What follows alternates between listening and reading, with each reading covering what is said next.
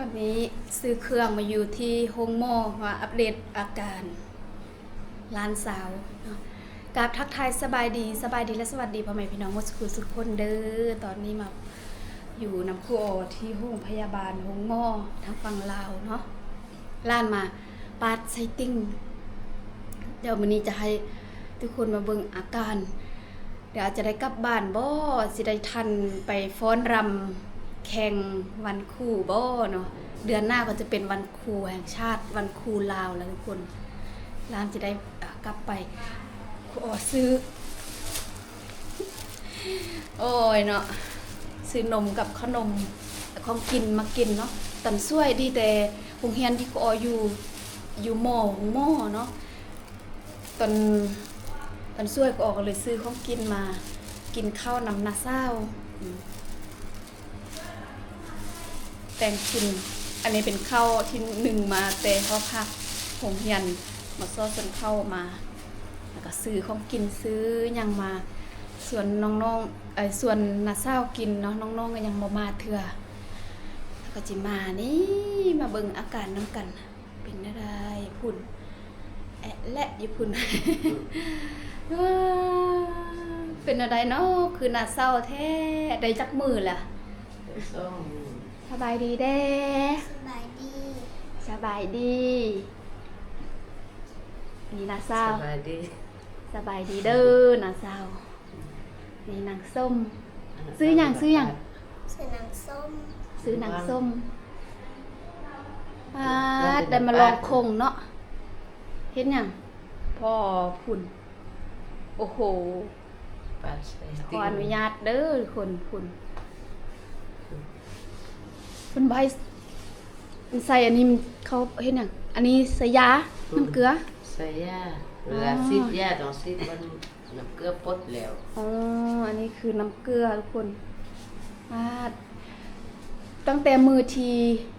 ครูลงคลิปมื้อนั้นเนาะน่าเศร้ามามือมันได้จักมือแล้วฮะได้3มือแล้วเนาะ3มือมื้อนี้มาอัปเดตจนลืมเลยเวียกหลายโพดเฮ็ดอันนึงจับอันนึงอยู่ว่านี่น่าเศร้ามื้อนี้น่าเศร้ามาอยู่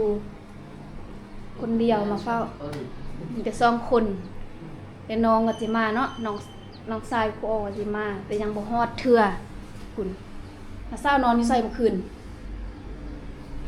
นอนร้านป้า2คนเบียร์ต้องกัน2คนอันป้าร้านนอนผู้เดียวก็ยันตกเตียงอ๋อก็เลยเศร้านอนนำกัน2คนทั้งผู้เจ็บทั้งผู้ป่วยแล้วก็ผู้ดีอ๋อเนาะมาลองอ๋อนี่เพิ่นมีพัดลมเนาะอยู่ห้องยังว่าเย็นๆนี่ทุกคน มีพัดลมน้อยเอาอันเข้ามาแต่กินอยู่นี่เนาะ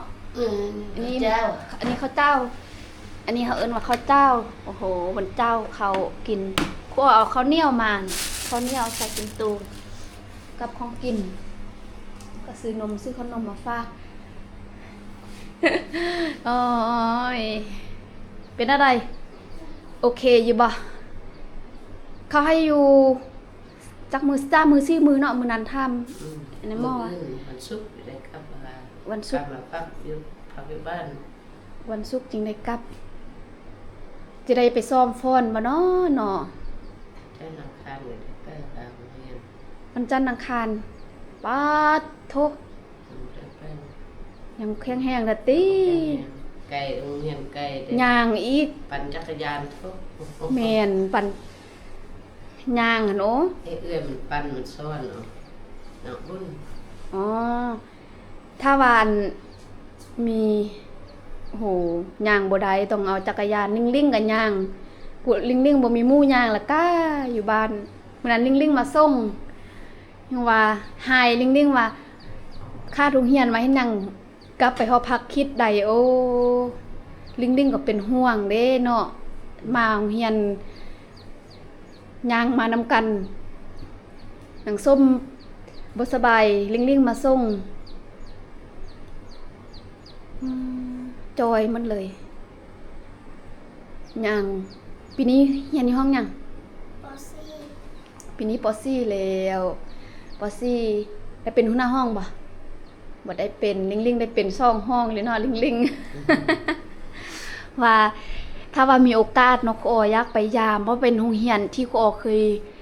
เรียนสมัยตอนครูอ้อเป็นเด็กน้อยโรงเรียนประถมเรียนตั้งแต่ป .3 จนฮอดป .5 สมัยครูอ้อเรียนเดี๋ยวนี้สืบทอดฮอดรุ่นลูกรุ่นหล้านเนาะครูยังบ่มีลูก ซ้ำเนาะคุณตะปอนหนึ่งอยู่ ป .1 โอ้ยกูตาโรงเรียนคุ้มลือเนาะตอนอยู่ป .1 โอ้ยแฮงย่างไปเข้าเรียนอีกบ้านหนึ่งไกลกว่าโรงเรียนนี้เขาเริ่มตั้งแต่ป .3 จนฮอดม .3 แล้วก็คุณครูที่สอนก็ยังเหลือ2คน อยากกลับไปยามเพิ่นเนาะเพิ่นก็ว่าถ้าว่ามีโอกาสอยากให้ไปยามเนาะยามโรงเรียนที่เคยเรียนครูก็อยากคิดอยู่ว่าอยากกลับไปยามเนาะถ้ามีงบก็อยากไปยามแล้วก็ซื้ออุปกรณ์การเรียนแล้วก็อยากแต่งกินให้น้องๆเพราะว่าล้านเนาะบ่แม่นน้องๆแหละล้านที่เข้าโรงเรียนก็ย่างทุกมื้อเอาเขามากินอยู่โรงเรียนบ่อ๋อเอาเขามากินอยู่โรงเรียนห่อข้าวอยู่เฮือนบ่กินอยู่โรงเรียนเนาะบางมื้อก็กลับลิงว่าบางมื้อบ่มีหยังกินก็ย่างกลับเฮือนลิงว่า ย่างกลับเฮือนแล้วอยู่เฮือนบ่มีหยังกลับหยังกินก็กลับอ๋อมื้อออกให้งานก็ย่างกลับเนาะย่างกลับตอนช่วยอ๋อถ้ากินอ๋อถ้าว่าเรียนหมดมือถ้าบ่แม่นมือออกแรงงานเนาะ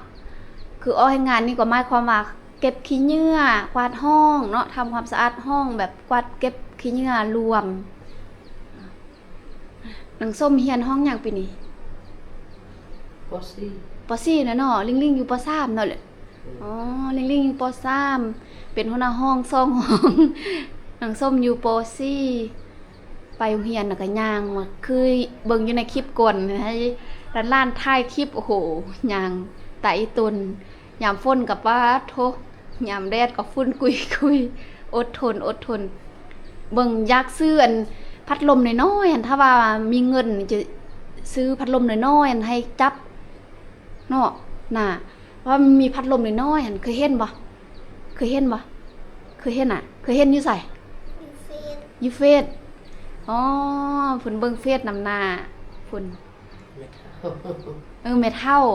นาของครูอ้อนี่เป็นนาซ่าวของครูอ้อทุกคนนาซ่าวแต่ว่าเป็นเมทัลของล้านซ่าวเป็นลูกของเอื้อยลูกของนาซ่าวน้องทุกคนมาอัปเดตอาการให้เบิ่งแข็งแรงแล้วเพิ่นเป็นศิลปะวรรณคดีอีกได้นี่คาดแล้ว1คนถ้าว่าวันครูนี้กลับไปซ้อมบ่ทันเนาะจะได้คาดแล้ว1คน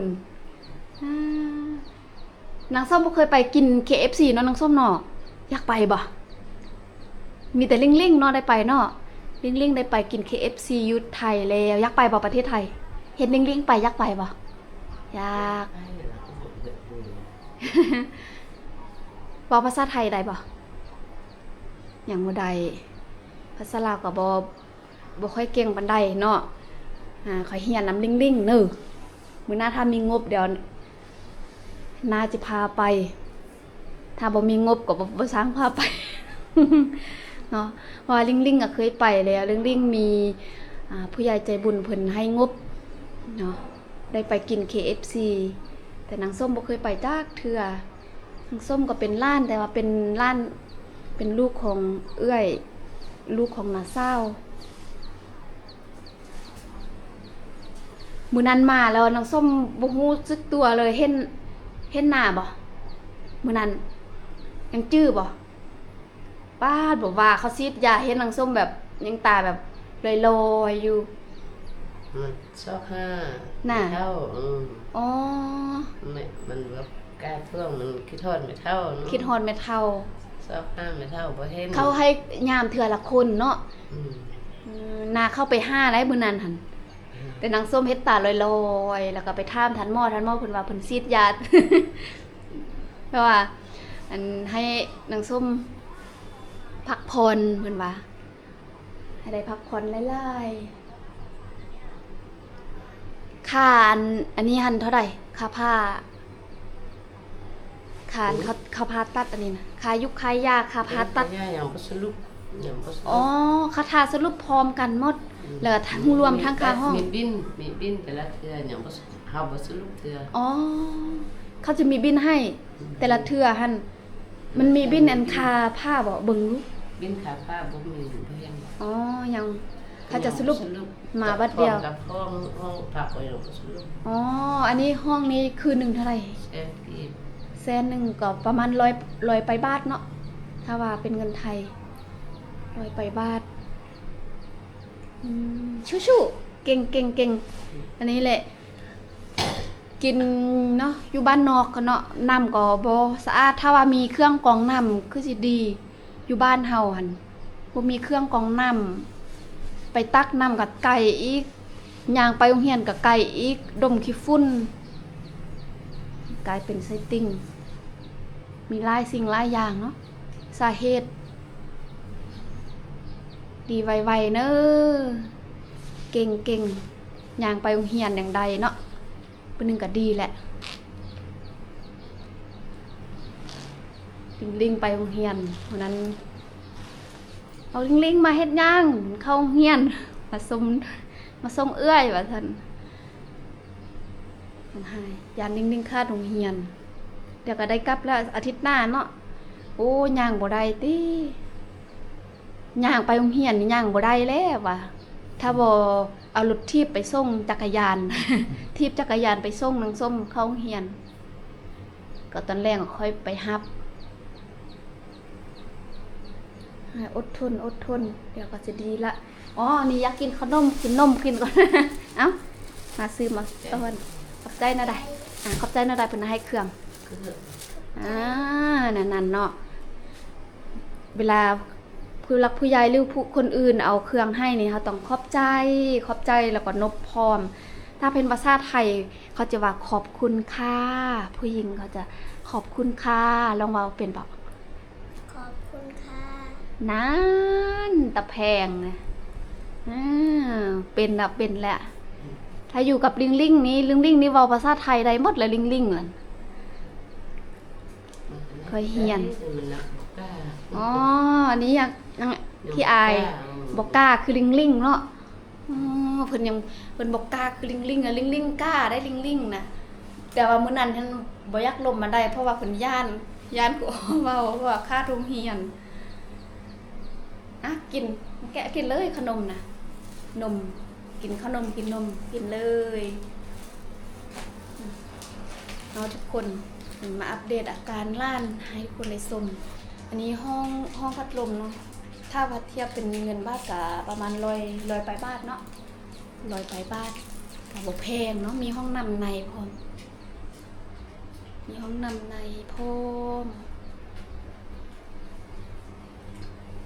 ทาน้องทรายมาทากินข้าวมื้อนึงก็สิกลับไปโรงเรียนอีกตอนแรงมีซ่อน